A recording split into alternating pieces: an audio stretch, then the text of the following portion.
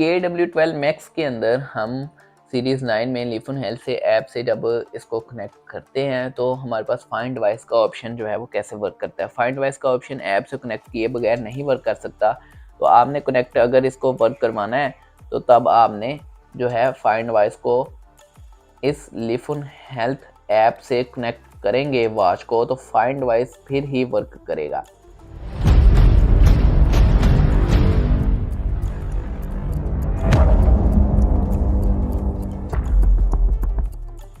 अभी वर्क कैसे करेगा वो देख लेते हैं। मैं इसके ऊपर टच कर लेता हूँ तो देखते हैं आवाज़ आती है या नहीं, वाइब्रेट होता है या सिर्फ आवाज़ आती है, तो क्या होता है वो भी देख लेते हैं। यहाँ पे फाइंड डिवाइस पे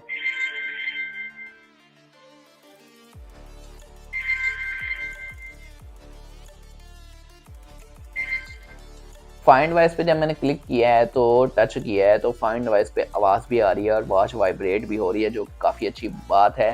क्योंकि आवाज़ आप कहीं रख के बोल गए हैं, आपको मिल नहीं रही, तो आप ऐप से कनेक्टिविटी अगर आपकी है तो यहाँ से आप उसको फाइंड डिवाइस पे क्लिक करेंगे तो वॉच आपकी साउंड देगी, जिससे आपको पता चलेगा कि आपकी वॉच कहाँ पे पड़ी है।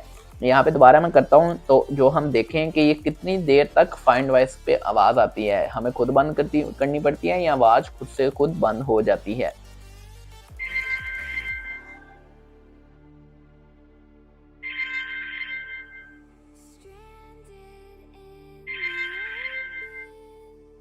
जो फाइंड डिवाइस का अलार्म हो रहा था, आवाज़ आ रही थी, वो खुद ब खुद बंद हो रहा है। 3 से 4 दफ़ा के बाद हुआ है, जो कि काफ़ी अच्छी बात है। अगर आपके रूम में वॉच आप रख के भूल गए हैं कहीं भी, तो आप इस फीचर से अपनी वॉच को ढूंढ सकते हैं, जो कि काफ़ी अच्छा फीचर है।